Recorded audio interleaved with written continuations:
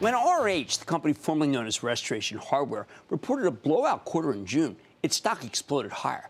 But after the high-end furniture retailer reported again last night, the stock broke down, plunging $19 or 13% today. Hey, what went wrong? Well, RH delivered a gigantic earnings beat. Its revenue came in a tiny bit light. And even though management raised its full-year earnings forecast dramatically, thanks to much higher gross margins, they slightly trimmed their full-year revenue forecast. I think these numbers were pretty darn great, frankly, but the stock had run so much going into the quarter that it was priced for perfection, and profit takers seem to be looking for any reason to ring the register, including what I regard as short-sighted ones. But do not take it from me.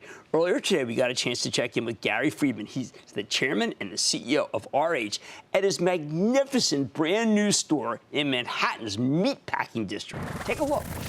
Gary, you called it a gallery. I think it's a palace. Tell us what's going on here.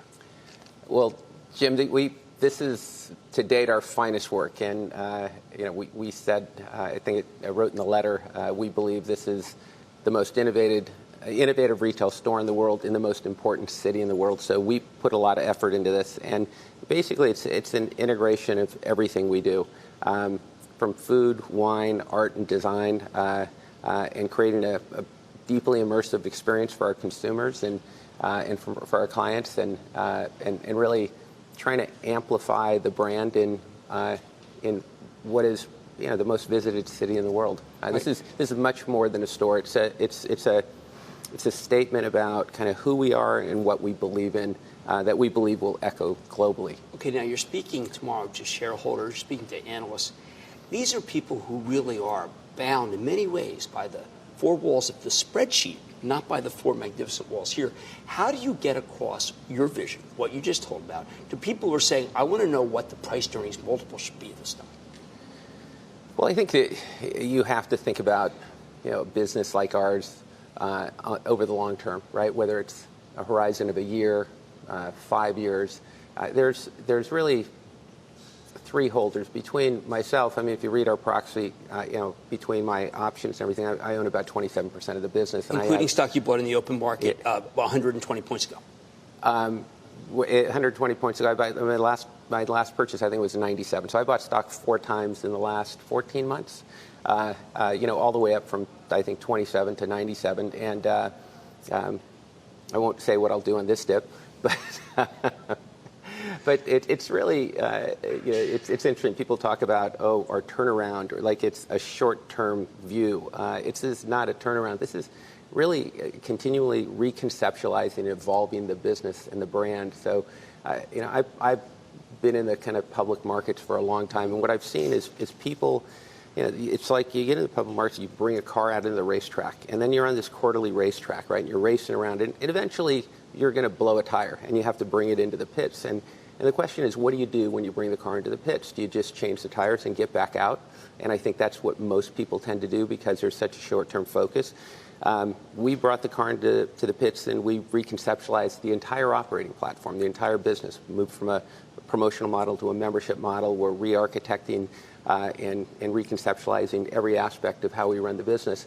And in my entire career, I've never done that, and I've never experienced it. We're setting this business up for the next 10 years. Right, and it's hard to understand because I've never done it before, and I'm sure nobody's seen it. So, but you have to come here to understand it. I've been able to look around, including the rooftop.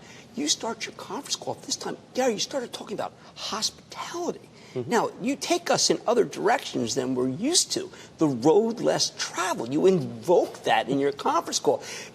Sometimes you're too big for us to think. How do I get my arms around a concept of a man who's doing hospitality, showing us amazing things in a beautiful building, has a guest house across the street, and yet is still focused on buying back $1 billion worth of stock at much lower prices? One, it's not a man, it's the team. I've got most of my team here in the background getting ready to open this beautiful gallery. But we always say we're always unfinished. We're always on the move. Everything's always an evolution. And I think the thing that people miss about us, I think because we curate and we present goods in such a aspirational, inspirational fashion, they think it's magic, right? And a lot of times people go, oh, you guys really have the magic. Well, if you talk to anybody in our company, they'd tell you, Gary would say, this is all about math. It's not about magic, it's about math. And so we have one of the most volatile stocks in all of retail. And Albert Einstein says, in the middle of difficulty lies opportunity, right? You've got a stock going up and down. What's the opportunity? The opportunity is, how do you monetize that volatility, right? So we were able to do 3 convertible note offerings at 0 interest. We raised the first 2, $650 million. And because of that, we were in a position when our stock went down, when we were pulled the car into the pits, to buy back half the company at $49 a share, right?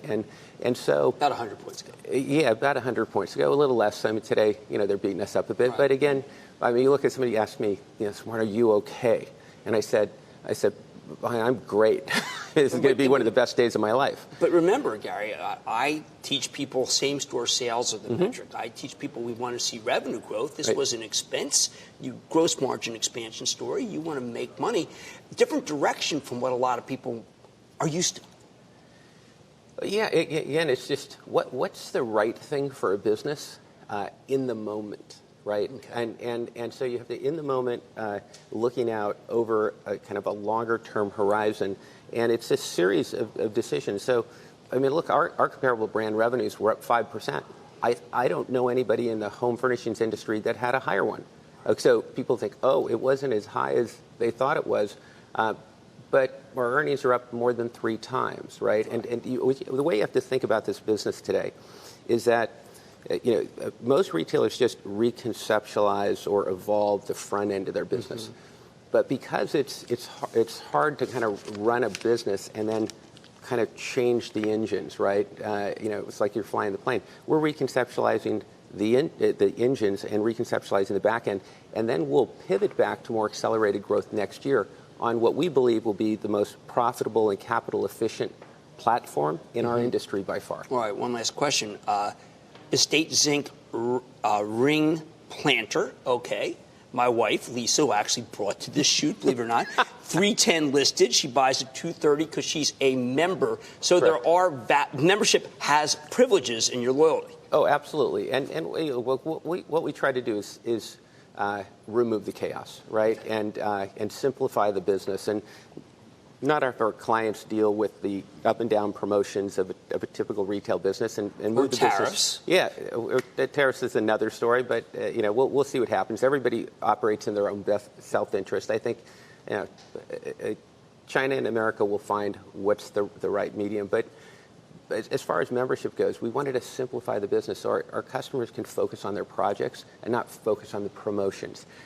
We wanted to accentuate and amplify our design services so you get free interior design services and not decorating, right? We don't come in here and send some kind of junior visual people to kind of hang a few things on your wall. We have really trained interior designers coming into your home and helping you reconceptualize your home. And it's you've got to remove, I think, the clutter in our industry that's happened over the past year. So I think it's going to be seen as kind of the lost decade of retailers because the capital allocation over the last 10 years and people creating an unnatural shift to move their business online, there's massively deteriorating operating margins. And, online is just another channel. We do over $1 billion online. People think, like, he talks about retail stores. He doesn't believe online. We do $1 billion online. Well, you make a lot of money. Yeah. You made a lot of money for shareholders, which is what really matters, including yourself. Gary Cramer is Chairman and CEO of Restoration Harbor. Thank you, Jim. Thank you so much. Booyah! Jim Cramer here from Mad Money. Thanks for watching CNBC on YouTube. Click here to subscribe and get the jump on my exclusives with CEOs, plus market news, investing advice, and a whole lot more.